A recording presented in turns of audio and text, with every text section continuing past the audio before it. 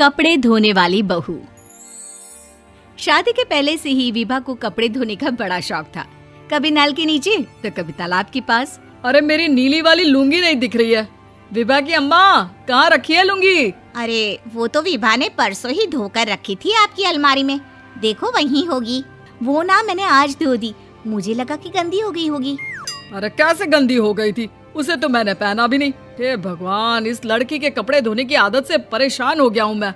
जितना तो घर में राशन नहीं आता उससे कहीं ज्यादा डिटर्जेंट पाउडर का खर्चा है।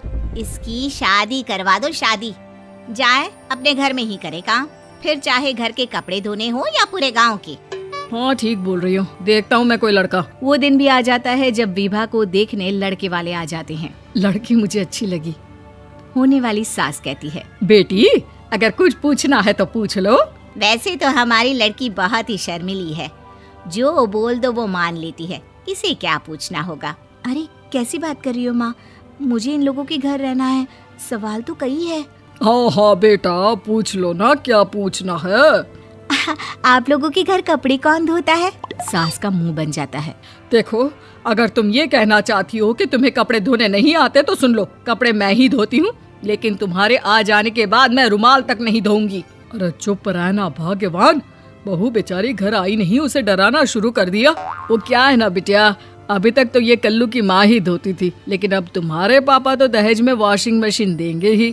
तभी विभा की माँ बोल पड़ती है, सवाल भी पूछा तो क्या। वैसे भाई साहब, मशीन की तो फिर भी कपड़े धोने की कैपेसिटी होती है, मतलब जो बिटिया दे रहे हैं ना विभा, इसे कपड़े धोने का बहुत शौक है। ये आप लोगों के क्या आस पड़ोस गांव मोहल्ले सबके कपड़े धो दे और उफ तक ना करे।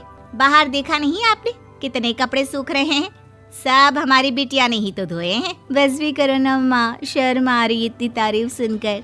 और तो और एक दाग निकाल कर दिखाओ तो मान जाओ। हाँ अच्छा माफ करना बेटा, मैंने गलत समझा, हमें तो रिश्ता बहुत पसंद है। और ऐसे जुड़ जाता है रिश्ता कपड़े धोने का शौक रखने वाली विभा का। उसकी शादी हो जाती है कोयला फैक्ट्री में काम करने वाले कल्लू के साथ। शादी के बाद अचानक विभा चिल्लाती हुई सास के पास आती है। सासू माँ, अरे सासू माँ कहाँ है आप? ये तो धोखा है, धोखा दिया आप लोगों ने मुझे। इसे ससुर के चक्कर के बारे में पता चल गया। अरे तो उसमें तुझे क्यों धोखा मिला है? अरे नल में पानी नहीं आता, कपड़े कैसे कब धुलेंगे? अच्छा तू पानी नहीं आ रहा उसकी बात कर रही है। तो आपने क्या सोचा? कुछ नहीं। अच्छा तेरी माँ ने कहा था कि कपड़े धोने का शौक है तुझे, याद आया मुझे। शौक बोलकर कपड़े धोने वाले मेरे जुनून को कम ना आके सासू माँ, कपड़ा धोना मेरा गुरूर है। तभी पति भी वहाँ आ जाता है। अभी मैंने इसे सनी देओल की फिल्म दिखाई है, उसी के डायलॉग मार रही है माँ। अच्छा सुन, साफ साफ बता रही हूँ, पानी सुबह 4 से 6 और शाम को 10 से 12 आता है, समझी? विभा टाइमिंग सुनकर हैरान हो जाती है। ये क्या भूतों का मोहल्ला है? सुबह 4 बजे उठकर कौन कपड़े धोता है? 4 बजे टंकी में पानी जाता है, फिर सारा दिन धोना ना, किसने मना किया? अरे कैसे बात कर रही हैं? 200 लीटर की टंकी में कितने कपड़े धो लूंगी मैं, सुबह ही उठ जाऊंगी मैं। अब क्या था, विभा सुबह 4 से लेकर रात के 12 बजे तक कपड़े ही धोती रहती।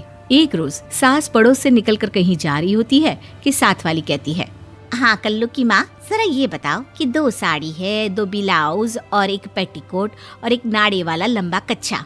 हाँ तो?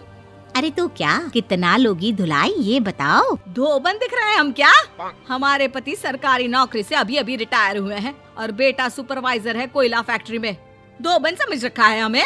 हाय रे कल्लू की अम्मा, माफ कर दो, वो तो मोहल्ले में यही सब बता रहे थे कि तुमने बहू को कपड़ा धुलवाने के काम में लगा दिया है। सास को पड़ोसन की बात सुनकर गुस्सा आ जाता है। वो घर पहुंचती है जहां घर के बाहर ही इतने सारे कपड़े सूख रहे होते हैं जितने कि किसी धोबन के घर पर। अरे ओ कल्लू की दुल्हन, बाहर निकल।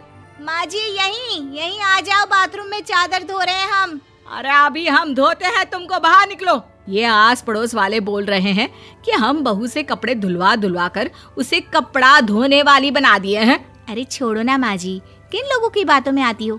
आस पास के लोगों का तो काम ही होता है कि वो किसी तरह सास बहू को लड़ा दे।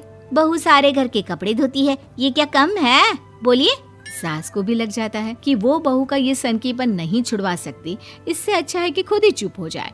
एक रोज सास और बहू मंदिर जाते हैं, जहाँ सास की साड़ी वहाँ खड़ी भीख मांगने वाली से मिलती है। माँ जी क्या बात है, आपकी साड़ी उस भिखारन से कितनी मिल रही है ना? हाँ हाँ देखो तो, दोनों की साड़ी मिल रही है। क्या बात है कल्लू की अम्मा, तुम खुद को तो अफसर की बीवी बताती हो और ऐसी सिंपल सी प्लेन साड़ी पहनकर घूमती हो। सिंपल और प्लेन नहीं है ये साड़ी। तो क्या सोने के धागे से फूल बने हैं?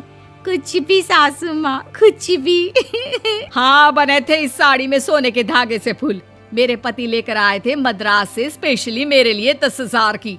ताहे भाई साहब इस भिखारन के लिए भी सेम टू सेम साड़ी लेकर आए होंगे 10,000 की। सास उस वक्त तो कुछ नहीं कहती, लेकिन बहू के साथ घर आती है और अलमारी से एल्बम निकाल कर लाती है। ये साड़ी देख रही है, ये वही साड़ी है जिसे मैंने अभी पहना था। इस साड़ी में ये जो चमकदार फूल दिख रहे हैं ना, ये सोने के धागों से काढ़े गए हैं। लेकिन तू लोकल वॉशिंग मशीन ब्रश से घिस घिस कर सारे फूलों को निकाल कर साड़ी प्लेन कर दी।